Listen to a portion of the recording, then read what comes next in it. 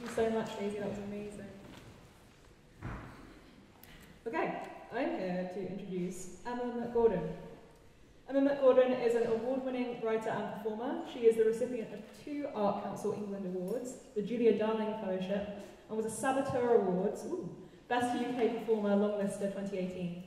She has been a writer in residence at Shakespeare Co in Paris and the St Endellion Centre, Cornwall. She is published by Penned in Margins and Tall Lighthouse, is originally from West Cumbria, and now lives in East London. Please welcome Emma McGordon.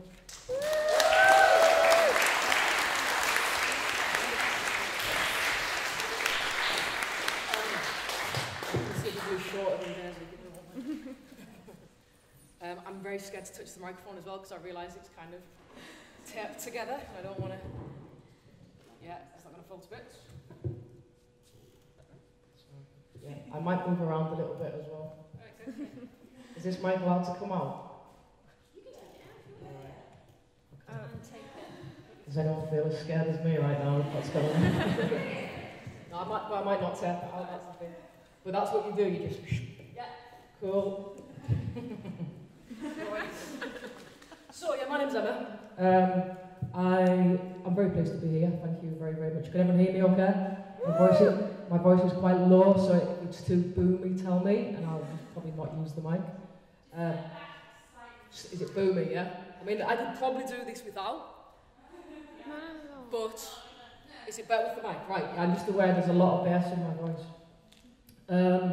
Yeah, so, thank you for inviting me. It's very nice to be here. My second time in Brighton ever. So thank you, it seems like a great place. And it's just so nice to see so many people in an audience. Like, this is like amazing. Yeah, so I've been working on a collection of poems called the Eve Gene. The Eve Gene comes from science, and it's to do with mitochondrial DNA, which is passed through the female line to both sons and daughters. A daughter can then pass it on to her son or daughter, but a male can't pass it on. So I was researching that, and then I started researching stories to do with Eve. So obviously the one about the snake came up. I feel this is a really appropriate building to be doing this in as well. I feel like it was made for it, which it literally was. So, yeah, so basically, I started to think to myself about that story about the snake. Can everyone understand my accent as well? That's the other thing that I need to check. Okay. I sometimes play a game when I ask people to guess my accent, and if you get it wrong, you have to buy me a drink. Okay? You can play that game later if you want. So I thought to myself, so, there's that snake. And then I thought, you know the story, right? So it's all Eve's fault. She's in the garden, she's wandering around, there's that tree, and apples, and the snake says, Eve! That's how snakes talk. Right? Eve! Loud. That's the one tree that God said, don't touch. He says, why? Why did he tell you that? She says, we'll die, won't we? He said, no. Come and have a bit of this apple. So Eve did. Adam was just hanging around. I don't know what Adam was doing at this point, but it all went to shit after that, basically. So it's Eve's fault. But I started to think to myself, okay, so that's where we get kind of some of the patriarchal stuff that we've all had to deal with. A lot of it was pushed down through Christianity. And I was like, but I wonder what sex that snake was. Did anyone ever consider whether that snake was male or female? So on a Tuesday night, I thought, how do you even tell what sex a snake is? So I had to Google that for a while. Don't ever Google that, it's weird. Stuff people get up to. But anyway, so this is called Sex and the Snake.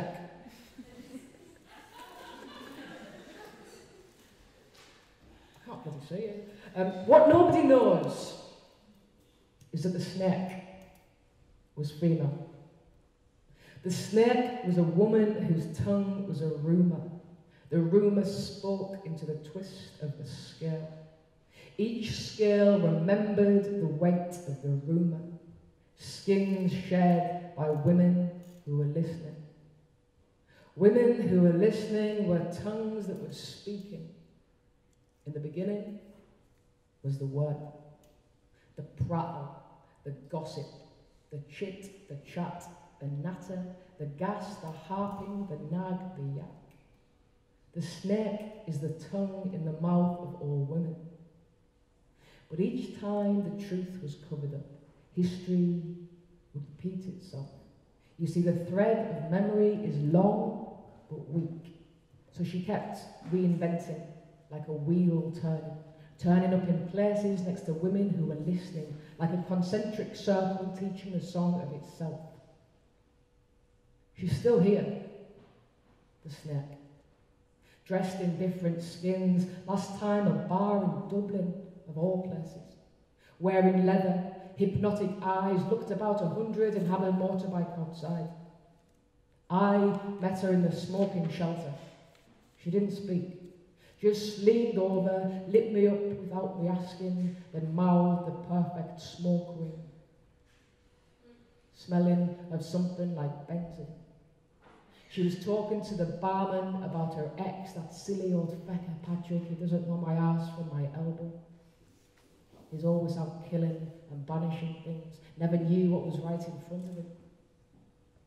And just as I'm leaving, she rattles a cough. She says, You with your mouth full of stories. You know the one about the apple, right? Well, let me tell you, there never was a woman who bit off more than she could chew.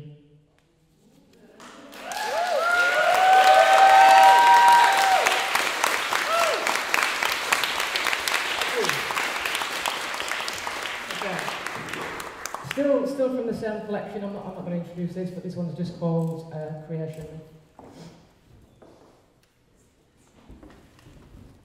In each touch, each movement, I have some idea, some inkling of how it feels, as though I am you and not you, and you are me and not me, as though thought is a memory and a prophecy of how symmetry was taught to us as children in paint, on paper, folded, unfolded, to reveal a butterfly. They say witnessing an apple lights up the same regions of the brain of an apple being bitten. We are both apples. We are both mouths. The room, as the light creeps under the blind, is something between metal and heat rising. The smell of magnesium burning and magnetism is pulsed through us, our bodies tired and striving. I hold your wrist and place your arm above your head, tell myself the stories of your scars as though they are charms that will protect me from the same fate, cautionary tales that I tell my tongue to know. The sheet will be screwed into fistful piles of salt that look as lonely as we will be alone with the many different parts of ourselves. And in this moment, I never want to come together. I want to remain scattered across you like some planet in the mists of forming, like some chaos of identity, like a lost traveller. I listen to the sound of nothing, knowing you are close, and then catch your breath in my mouth. And I know that it is only when we fall that we can start the beginning.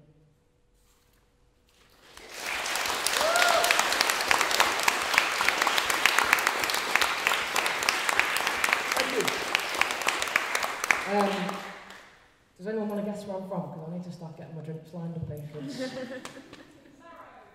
Oh. Do you know that already? Is that a genuine guess, or is it on the literature? You've read it. Right, you all owe me a drink just for telling a lie. Pretending. I'm from Whitehaven, but who said I was from Barrow? What? It's the only place you know in Cumbria? God love you. I'm from Whitehaven, so it's a place on the west coast of Cumbria. A lot of people think I'm from the east, from Newcastle, but I'm not. It's really far north, like so far north from here. It's just Scotland, basically. That's how far north it is. So, the reason I'm telling you that is, firstly, I did want a drink, but it turns out that game's dead in the water. Secondly, I have a niece and nephew up there who are twins, and I took them to the skate park one night. They're only 6, 7 years old, and this is a poem I wrote for my niece. It's called My Niece Shouts Woohoo and the Big Boys and Girls Don't Matter. You teach me more in this moment than I will show you in a lifetime. It's early autumn, and the skate park is framed by jackets elbowed off around its edges, their linings curved in the shape they landed to look like giant luminous snail shells on the black tarmac against the yellow grass. The air, as thin as a stretched line between home time and sunset, is pegged with the sounds of a school night, and the hills seem purple in the distance. It's 5:20, and the street lamp's catch tells me that the earth is turning. You are the only girl, your skinny legs furious with the pedals on a bike you'll soon be too big for, are eggshell brown. And I am stood holding the collar of your pink coat as though I still have hold of your hand, and I am scared to let go, tensing my grip when you wobble, holding my breath when you soar. The older boys do tricks, bump fists in complicated patterns, and the girls, when they come, a gang in the dusk distance, loiter like pink-limbed geese, goosebumps on the back of their arms, folded across their chests like the shame of clipped wings. You don't see them, or take mind of the boys you weave, or look at me when I watch the geese leaving beneath the last gold streak of the sky, because you are a lone song sparrow, and you're singing, woohoo, woohoo.